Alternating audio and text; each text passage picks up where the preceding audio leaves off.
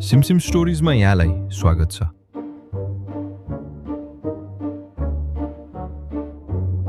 TikTok versus degree.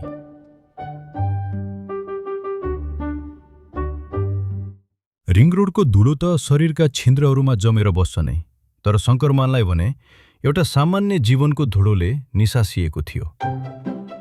मैले उनलाई staff रुमको टेबलमा चियाको कप समातेर बसिरहेको देखेँ, जसमा चियाभन्दा बढी चिनी हुन्थ्यो। शङ्करमान सर 34 वर्षका, धेरै वर्ष अघि नै खुम्चिसकेको एउटा स्वेटर बेस्ट लगाएका, हातमा रातो पेन समातेर फिजिक्सका पेपरहरू जाँच्दै, जुन पेन उनको हातमा कुनै हतियार जस्तै देखिन्थ्यो। माउन्ट एभरेस्ट बोर्डिङ स्कुलका विद्यार्थीहरूका लागि शङ्करमान सर भनेको कक्षा कोठाको त्यो उप्किएको प्लास्टर जस्तै निर्जीव र वास्ता नगरे हुने पात्र थिए। आफ्नै जुत्ताका तुना हेरेर हडबडाउँदै न्युटनको नियम पढाउने एउटा गुमसुम मान्छे, तर मलाई थाहा थियो उसको त्यो शान्त अनुहारभित्र एउटा ज्वालामुखी गुम्सिरहेको छ। जब कक्षा 10 को विकेश आफ्नो केपअप स्टार जस्तो कपाल हल्लाउँदै उसको अगाडिबाट हेर्थ्यो, शङ्करमानका औँलाहरू कापेको मैले प्रष्ट देख्थेँ। विकेश, जसको बुद्धिभन्दा कपालको जेल धेरै थियो। हेर्नुहोस् त रमेश सर, शङ्करमानले मतिर ईर्ष्या उकल्दै भन्यो।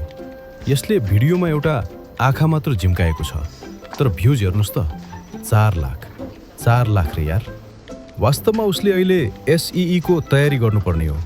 मैले एउटा बिस्कुट चियामा चोप्दै भने, पढेर यहाँ कसले के पाएको छ र?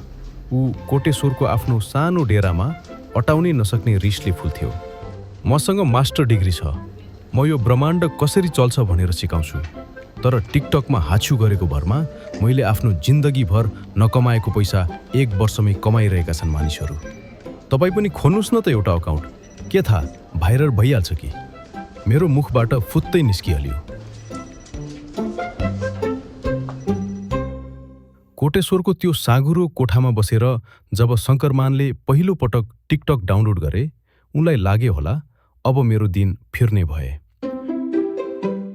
कोठाको भित्तामा झुन्डिएको बिजुलीको बिल र घरबेटीको अनुहार सम्झिँदा उनलाई सधैँ एउटा एक्स्ट्रा आम्दानीको स्रोत चाहिएको थियो। उनले देखिरहेका थिए स्कुलमा एउटा सामान्य एल्फाबेट पनि नचिन्ने केटाहरू कम्मर मर्काएकै भरमा महँगा जुत्ता र नयाँ आइफोन लिएर हिँड्थे। विशेष गरी त्यो विकेश, जसले फिजिक्सको एउटा सानो सूत्र बुझ्न पनि 7 चोटि टाउको कन्याउँथ्यो, तर टिकटकमा ट्रेन्डिङ भइरहन्थ्यो।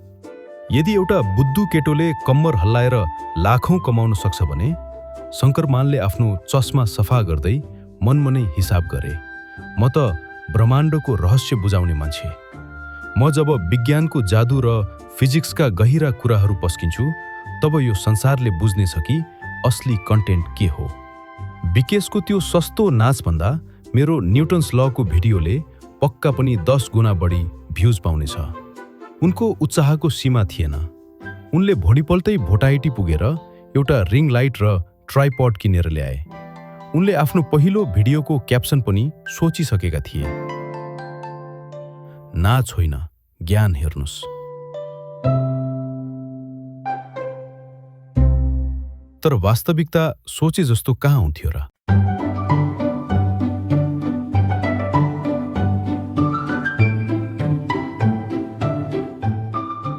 एक हप्तासम्म शङ्करमानले दिनरात नबनी भिडियो बनाए।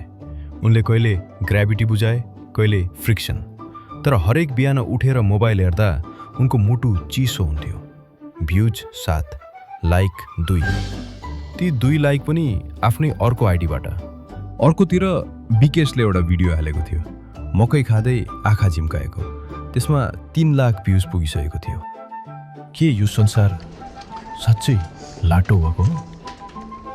शङ्करमान स्टाफ रुममा बसेर मतिर ईर्ष्या उकल्थे। मैले मास्टर डिग्री गरेँ, म ब्रह्माण्ड कसरी चल्छ भनेर सिकाउँछु, तर मान्छेहरू एउटा केटोले कम्बर मर्काएको हेर्न रुचाउँछन्। यो अन्याय हो रमेश सर, सरासर अन्याय। उनको त्यो उत्साह बिस्तारै एउटा खतरनाक ईर्ष्यामा परिणत हुन थाल्यो। उनलाई लाग्यो सिधा तरिकाले कसैले ज्ञान सुन्दैन।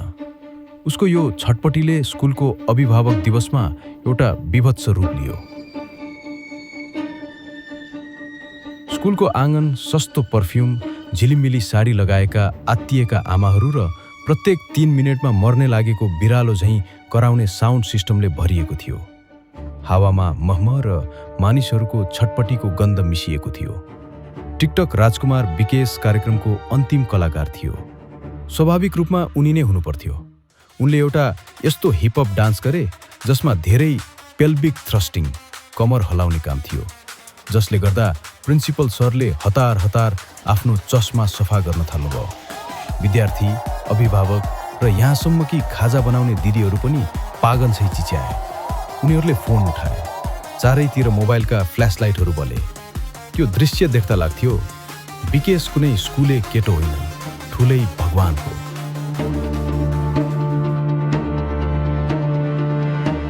म स्टेजको पछाडि शङ्करमानको छेउमा उभिएको थिएँ।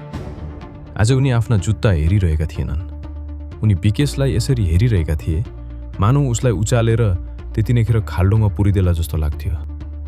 अब उसको पालोपछि म स्टेजमा जान्छु, शङ्करमानले भने। शङ्करमान, कार्यक्रम सकिन लागिसक्यो। अब त प्रिन्सिपल सरले धन्यवाद दिने बेला भयो। मैले रोक्न खोजेँ। हुँदैन, शङ्करमानले आफ्नो टाई मिलाउँदै भने। उनका हातहरू काँपिरहेका थिए, स्टेजको डरले होइन, बरु बदलाको भावना र उत्साहले। मैले एउटा प्रदर्शन तयार गरेको छु। Science is magic. यो भाइरल हुनेछ। अब सबैले मलाई मात्र हेर्नेछन्। उनीसँग एउटा ट्रली थियो जसमा एउटा बिग्रिएको फर्सी जस्तो देखिने कागजको ज्वालामुखी थियो। त्यसको वरिपरि नाम नखुलेका केमिकलका बोतलहरू थिए।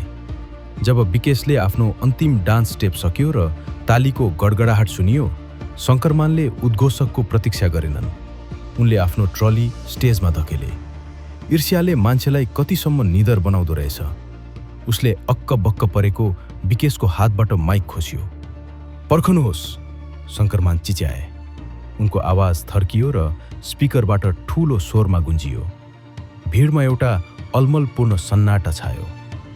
नाच्नु त सजिलो छ, तर के नाचले एक्सोथर्मिक रियाक्सनको व्याख्या गर्न सक्छ?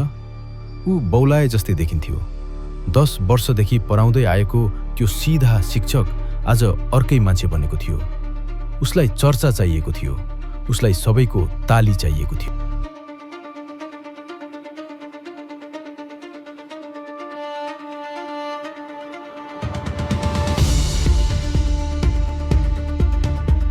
हेर्नुहोस्, शङ्करमान कराए। मलाई हेर्नुहोस्। उसले केमिकलको मात्रा नाप्ने कुरै भएन। विकेशको चर्चालाई बिर्साउने धुनमा उसले सुरक्षाका सबै नियमहरू ताकमा राखिदियो। उसले एकैचोटि बाक्लो हाइड्रोजन पेरोक्साइड र पोट्यासियम आयोडाइडको बाल्टिन त्यो कृत्रिम ज्वालामुखीमा खनाइदियो। यो हो असली शक्ति। उनले कराउँदै ती केमिकलहरू ज्वालामुखीमा खनाइदिए। एक क्षणका लागि पुरै ब्रह्माण्डले लामो सास फेरे जस्तो सन्नाटा छायो। मैले शङ्करमानको अनुहार बदलिएको देखेँ। त्यो एक सुन्दर क्षणका लागि। उनी कुनै सानो अपार्टमेन्टमा बस्ने लजालो शिक्षक रहेनन्। उनी संसारको केन्द्र बने। सबैका आँखा उनीमाथि थिए। उनले एउटा डरलाग्दो तर विजयी मुस्कान छोडे। त्यसपछि त्यो ज्वालामुखी मात्र फुटेन, त्यहाँ त एउटा ठूलो बबन्डर मच्चियो। पहेँलो र खैरो रङको फिँच एउटा तातो फोहरा झैँ माथि उछिटियो र स्टेजको जस्ता पातामा फाक गर्दै थोकियो। प्रेसर यति धेरै थियो कि त्यो कागजको ज्वालामुखी टुक्रा टुक्रा भएर उड्यो। त्यो तातो र गनाउने लेदोले शङ्करमानलाई त खुट्टादेखि टाउकोसम्म ढाक्यो नै, अगाडिको सिटमा बसेका प्रिन्सिपल र अतिथिहरूलाई पनि बाँकी राखेन। साउन्ड सिस्टममा पड्याक आवाज आयो र सर्ट सर्किट भयो। फिँचको थुप्रोभित्र पुरिएका शङ्करमानमाथि आगोका जिल्काहरू खसे। पुरै आँगनमा सन्नाटा छायो। त्यसपछि एउटा बिरामी हिममानव जस्तो देखिने शङ्करमानले आफ्नो आँखाबाट फिस पुछे। स्टेज तहस नहस थियो। अतिथिहरू लुगा पुस्दै थिए र विकेश त झन डरले निलो भइसकेको थियो। पछाडिको सिटमा बसेको एउटा विद्यार्थीले आफ्नो फोन उठाउँदै करायो, भाइरल, यो त भाइरल हुन्छ। शङ्करमानले आँखा चिम्काए। उनको सपना अन्ततः पूरा भएको थियो। उनले फिँजले भरिएको आफ्नो बुढी औँला माथि उठाएर थम थम्सअप दिए।